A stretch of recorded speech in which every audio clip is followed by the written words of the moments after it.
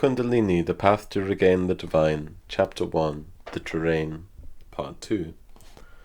Although genderless, in our age, perhaps it's most useful to picture, experience, and feel Shakti as the feminine side of the productive force of the cosmos. It's important, though, to not see Shakti as just lying within the domain of the feminine.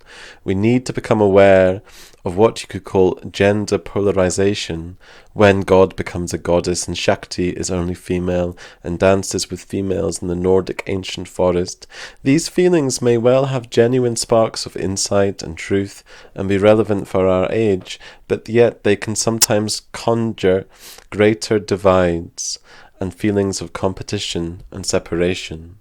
The genderless Shakti is the charged dynamic energy that comes from all real psychic unification and what we could call the soul's commingling or interbeing with life. Shakti is also the alchemical energy that emerges when the deeper soul is initiated into physical life, for when we have Shakti, our soul begins to sing.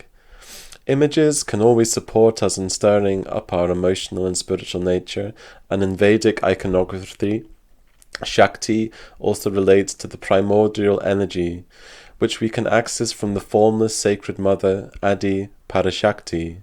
There is indeed something very motherly about the integrated energy of Kundalini Shakti. The great god Vishnu, the sustainer of existence, is sometimes seen lying, sleeping, dreaming on the great serpent mother, and this illustrates and points to the feeling that behind manifest existence, as well as the transcendent solar masculine energy, of course the energy of the divine mother is also there. The serpent is an ancient form of life, with her body mostly in complete contact with the earth, enjoying the horizontal plane of being. She wreathes around on her belly in great, dark, glorious splendor. In this splendor, the serpent never leaves the earth. You could say that it never leaves Shakti, here as the energy of the primal earth, and remains loyal to her and electrically grounded, with any surplus static energy quickly taken back into the earth. The serpent is all spine, with no accessory limbs, and probably owing to this loyalty to the earth, it's in contact with a deep dynamic form of explosive life energy. The yoginis and yogis noticed this about serpent forms of life, and amongst other things probably thought, what an efficient use of pranic energy! Sometimes also, when I think about the symbolism in Kundalini of the serpent, I think of it being connected to the way human consciousness evolved in tandem with the physical evolution of our spines. Perhaps our physical antecedents once moved horizontally across this earth, across ocean, river, and land, but at some point, as our consciousness began to weave different shapes, our spines began to be drawn upwards to the solar energies above.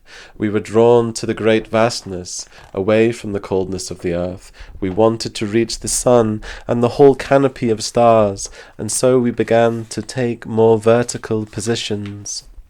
We gained something. Perhaps we lost something, though, as well. We gained the solar sky, the world of thoughts, vastness, transcendence, but we lost part of the earth. We gained Shiva, masculine, stillness, consciousness, but in doing this, sometimes we lost Shakti, primordial movement, feminine energy. In this sense, the serpent is a symbol for the explosive, rising energy we can regain and awaken through Kundalini. The symbolism of the serpent in Kundalini is also connected to what people sometimes feel when Kundalini Shakti begins to rise up through their body. The twisting serpent sensations, which sometimes occur with a genuine Kundalini awakening, materialize when the Ida and Pingala, the lunar and solar channels, more on these channels later, are brought together and interweave, ascending up through the energy centers, the chakras. As these two channels on a physical level relate to the electric and masculine, solar and lunar, we can say that Kundalini begins to happen when we bring the solar and lunar, or what in the Western mystery tradition authors like Franz Barden would call the electric and the magnetic subtle fluids or energetic polarities of the body together.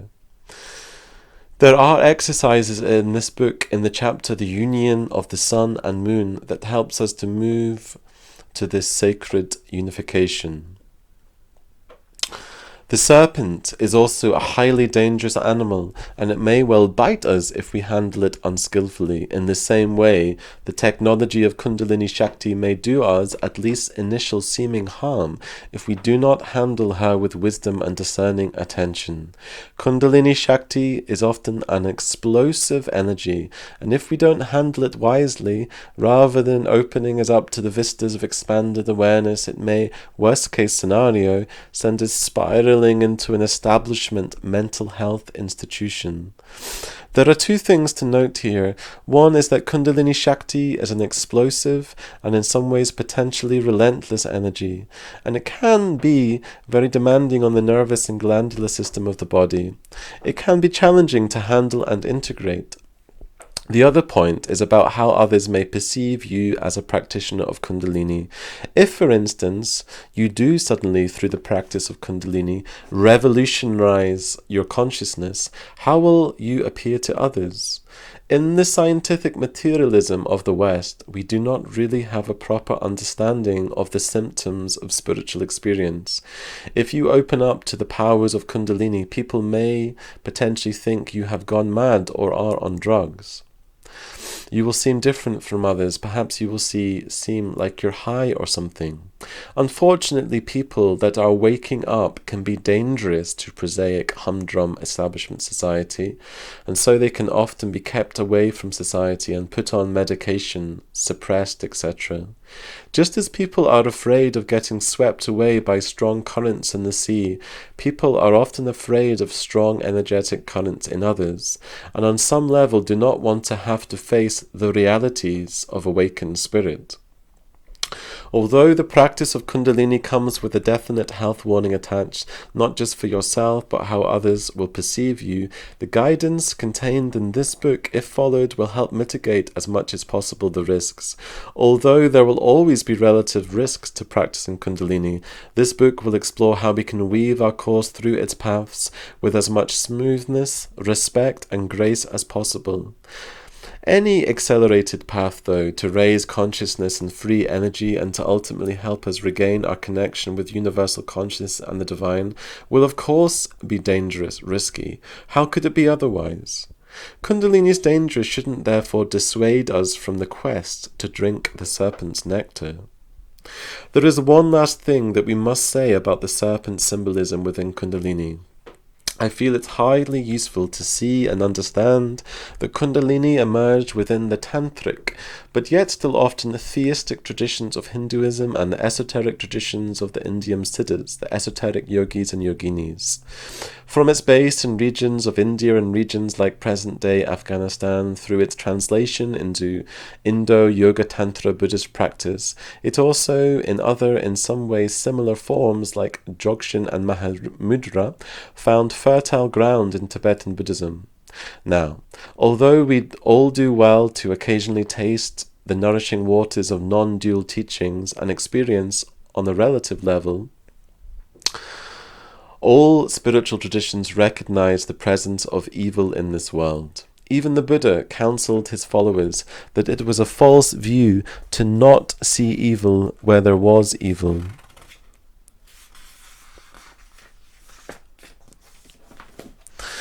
Without going into the complexities of spiritual and cultural symbolism, on the relative level in the everyday business of life, there is clearly evil in this world, and this evil is often the reflection of, to all practical purposes, evil in the spiritual planes, as above, so below. In Hinduism, there is the being called Mara, but within Judaism, we have the arch-fallen angel Satan. Of course, in India, they may well have steered towards a more healthy understanding and middle way between living myths and literal truths. But around this kind of theme, I feel that we should be careful of jumping to quick-fire judgments. I feel we should be mindful of making far-reaching categorical statements about the relationship between Kundalini and the symbolism of the serpent and the tree of knowledge in the Old Testament Bible. Although there may be a connection between the serpent of the Egyptian priest Stath, the biblical tales of the serpent, the tree of knowledge, which is talked of in the book of Genesis, that will make us like gods, and the esoteric teachings of practices like Kundalini, we should, on an extreme level, be very wary of making any direct connections between Kundalini and the serpent symbolism of Satan itself or himself. I also find it hard to palate statements that claim that the harsh dominator and wrathful masculine god simply banished Kundalini from the Garden of Eden, until which time as enlightened 20th century Westerners could come along and reinstate her into the light of day. Perhaps we can imaginatively speculate it was true that the God of the Old Testament felt it was necessary to some extent withdraw this knowledge from the earth due to how it was being misused by particular cultures and would be further misused if its use was not checked. But there is a difference between sensitively and wisely exploring these kinds of questions and making flat-out assumptions and statements. Unfortunately, people that seek to spin this kind of narrative and even seek to link Satan and Kundalini are potentially just on some trip of well-meaning illusion, and are potentially deluding both themselves and others. The arch-fallen angel, meddler and deceiver of mankind, has nothing directly to do with Kundalini Shakti, and any kind of comparison is a potentially demoniacal and deep and unwarranted abuse to the Divine Mother Shakti. Now, saying this does not mean that we are barred from exploring the psychic underworld, and in a shamanic sense even reclaiming its power, nor does it mean that we cannot benefit ourselves through connecting with the spirits and powers of nature, or that we can enact a profound healing service through embedding a respect and love for nature back into spiritual practice, but merely that we will serve both ourselves and others best if we keep our spiritual eyes and hearts clear and undistorted by quickly and probably naively formulated narratives. Turning our attention more to the practicalities of the technology that leads to the Kundalini awakening, if we look at the Indian yogic esoteric diagrams of the human energy system, we see three main energetic channels, also called nadis. Nadis, which literally means tubes or pipes, are subtle pathways through which prana, with a big P, life force flows. They have a relationship with physical nerves, etc., but exist more on a subtle level. The three main nadis in most systems of yogic esoteric knowledge and in Kundalini are the central Sushumna channel, which is connected to the spinal column and has its beginning near the root chakra, and the Ida and Pingala channels. The Sushumna channel is usually unawake or unutilized in human beings, and the Ida and Pingala are active, but are often in a chaotic state. The Ida, literally meaning cool, calm, is the channel that is connected with lunar energy, magnetic, feminine, life force, nature. Her main negative manifestations are excessive and uncontrolled desire, and her main positive manifestations are receptivity, kindness, intuition, wisdom, and compassion. The Pingala, literally meaning active, warm, is the channel connected with solar energy, electric, masculine, consciousness, stillness. His main negative manifestations are uncontrolled anger, hatred, violence, resentment, and his main positive manifestations are action, vigor, clarity, discernment, and insight. When we think about emotions and thoughts, we usually relate them to our heads. But where do they first arise from? In the Indian tradition, the seat and seeds of the unconscious storehouse mind is said to be in Muladhara chakra and Swadhisthana chakra. In the Buddhist tradition, this storehouse mind is known as the alaya. For men, Muladhara chakra is around the area at the base of the spine, in the area around the perineum muscle.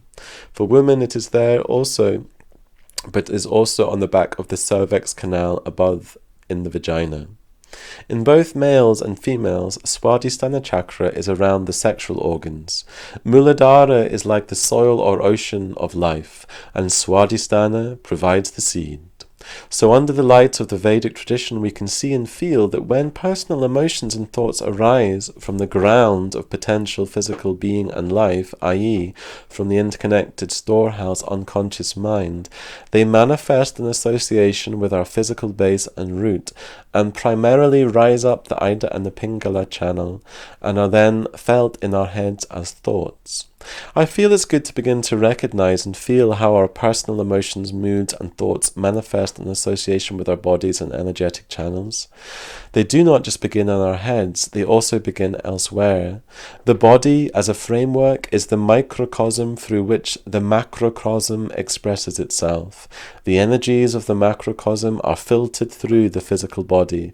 The physical head, like the crown of the tree, is not the be-all and end-all of things. In terms of the arising of thoughts and consciousness, it's not just all about the brain.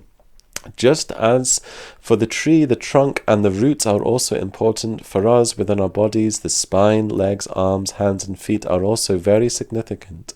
Furthermore, it's important for us all to understand that thoughts are not necessarily personal manifestations from a personal enclosed unconscious mind. This is not the case, for the mind, although in the body functioning as it does as the filter for the miracle of consciousness, is essentially transpersonal and deeply interconnected.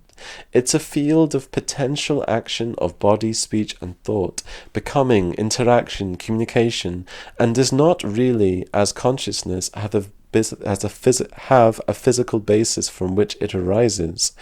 With this understanding, we can do well to recognize the trajectory and passing of emotions and thoughts through our bodies, whether their root is within or without. Whatever is going on in our minds, in the realms of our emotions and thoughts, our physical bodies, as a dynamic structure and container, will always be to some extent involved. One way of looking at it would be to say that subtle cosmic energy streams into us, and these energies, often through the transceiver-like structure of the brain and the inner dynamics of our energy body and storehouse mind, are then interpreted in our minds as thoughts. When we look at the Indian diagram of the energetic structure of the human being, we will see many chakras and nadis. Chakras are energy centers, wheels, vortexes, pools, and whirlpools that exist throughout the human energy body. They rise up the front of the body and descend back down the spine. Their function is to collect, store, and transform energy that moves around the energy field through the nadis, the energetic circuit fibers. There are 7 main chakras, and exercises to awaken each are contained in this book. There are said to be 72,000 nadis in the human energy body, with 72 primary ones, all beginning their flow into life through the 1,000-petaled crown chakra. Of course, the 72,000, 72 times 1,000 number here comes through the magnifying and multiplying effect of the crown chakra. The prana that enters into the human being from above descends down the human spine, and then after graciously, hopefully meeting with the energy of the earth and the root chakra, rises back up the front of the human energy body. Although when we look at the diagram of the human energy system more closely, we will see the Ida and the Pingala channels weaving in and out of the main energy center's chakra. This represents something like the ideal functioning of the human being. In most human beings, these channels never properly meet, or if they do meet, it's not a happy meeting. In fact, it's only when they begin to properly meet and positively merge that Kundalini starts to be activated. Primarily, the Ida and the Pingala begin to meet in certain areas, i.e. in the navel chakra and the third eye brow chakra. We could, though, usefully ask the question, why do these channels not graciously or effectively meet in most human beings? The truth of the matter is that it's a saving grace that these channels do not properly meet in most human beings. If most human beings' energetic channels are largely governed by excessive anger and resistance and by uncontrolled desire, what kind of emotion or person would result if they were mixed? Probably something quite toxic. There are forms of life in the animal kingdom where the lover and the prey become one, where after the female mates with the male, she may eat him. Can you imagine a state of mind where you felt cold hatred for the thing that you equally desired? It would be a very dangerous combination, and if there were people like this roaming around the earth, they would destroy the earth and all life on it. And so the governing intelligence of our human life has decided to set things up so that these channels are usually kept apart. There may be some humans on this planet who practice techniques like Kundalini with evil, misguided intentions, and perhaps they do raise the serpent to some extent, and they mix their toxic anger and their feverish lust, but yet they will always find their reward, if not in this life, then in the next life. A Kundalini awakening experience becomes possible when we begin to awaken the sleeping serpent and begin to draw these polarities, the Ida and the Pingala channels, together. Have you seen descriptions of exercises where the practitioner crosses their eyes and focuses on their nose, or swings their arms crossing them? Why are they doing this? Whether they know it or not, it's an attempt to bring the Ida and the Pingala channels together to help them begin to meet, integrate, and merge. When this happens, it begins the process of bringing consciousness into the central Sushumna channel. From there, it can then begin its ascent through all the chakras and eventually merge the practitioner with the infinite. It's important to balance all theoretical explorations with experiential knowledge, and so it would be good to share here small fragments about my own journey. I had many awakening experiences when I was in my late teens and early 20s. I would go through phases of being spiritually awake and then times of being spiritually asleep. Then, through the efforts of the Spirit, the curtain would come open again, and I would feel like I was back in the light of conscious awareness. There were times when I would spend days and days awake with no sleep, caught up in states of bliss and the poetry of life. Looking back, I can clearly somehow see that I had opened my Anahata heart chakra, Manipura navel chakra, throat, Vishuddhi chakra, and Sahasrara crown chakra. Perhaps to some people I seemed manic, but for me, essentially, I knew that I was going through a spiritual experience. I would often wake up feeling this intense energy and stirring in my navel area, as if the inner fires had kept going all night, burning away the toxicities and burdens of life. It would often be an emotional, cathartic, sweetly sensitive experience. Indeed, an awakened Manipura and Anahata heart chakra are essential to process and clear all the unconscious material locked in the body-mind complex. I had many mysterious experiences that I will not go into here.